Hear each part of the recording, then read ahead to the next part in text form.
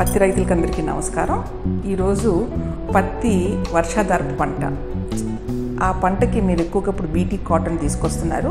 మీరు ఆ పత్తి విత్తనం పెట్టేటప్పుడే ఈ జీవన ఎరువులు ఎక్కువ వాడండి. ఎందుకంటే వర్షం రాకపోయినా ఆ మొక్క బతుకుంటుంది. ఈ వర్షాలు రాకపోతే ఆ మొక్కలు చచ్చిపోతే మళ్ళీ రైతు ఆశాజీవి కాబట్టి మళ్ళీ వెళ్ళి కొంటాడు విత్తనం, మళ్ళీ పెట్టుబడి పెరుగుద్ది. దీనివల్ల ఏమైపోతుందంటే చాలామంది ఈ పత్తి రైతులందరూ కూడా సూసైడ్ చేసుకుంటూ ఉంటారన్నమాట. దీనికి మీరు ఏం చేయాలంటే ఈ పశువుల ఎరువు కానీ, వర్మీ కాంపోస్ట్ కానీ, ఈ కిట్ కొనుక్కొని, ఈపీఎన్ కొనుక్కొని ఆ మొక్క నాటేసేటప్పుడు ఈ ఎరువు వేసేసి ఆ విత్తనంతో పాటు ఎరువు విత్తనంగా నాటేయవచ్చు. ఒకవేళ టైం అయిపోయి మొక్క పెరిగింది మేడం అంటే కూడా మీరు మళ్ళీ అక్కడ ఈ ఎరువు వేసుకోవచ్చు. మీరు ఆ తేడా చూస్తారు. ఎంత తేడా కెమికల్కి దీనికి. మీకు ఈల్డ్ కూడా 20-30% ఈల్డ్ పెరుగుద్ది.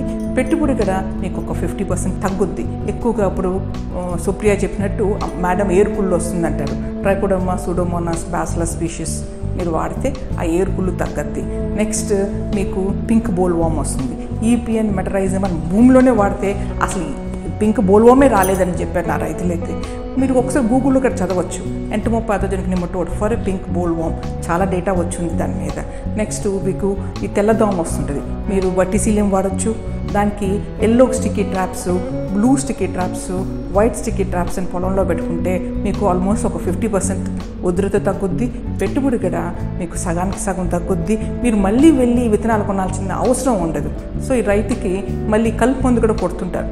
ఆ కలుపు మందు కూడా తగ్గించేసి మధ్యలో ఇంటర్ క్రాప్ వేసుకోండి, వేరే పంట వేసుకోండి. సో మీకు అప్పుడు ఈ పంట వస్తుంది, ఆ పంట వస్తుంది. మీకు జోబీలో విపరీతమైన డబ్బులు ఉంటాయి. ఉద్యోగాల కన్నా మీకు డబ్బులు ఎక్కువ వస్తాయి. సో ఇంట్లో మీరు చేసే ముందు మీకు ఏమైనా కావాలంటే మా ఆఫీస్ టీమ్స్ కూడా మీకు ఎక్స్ప్లెయిన్ చేస్తాం.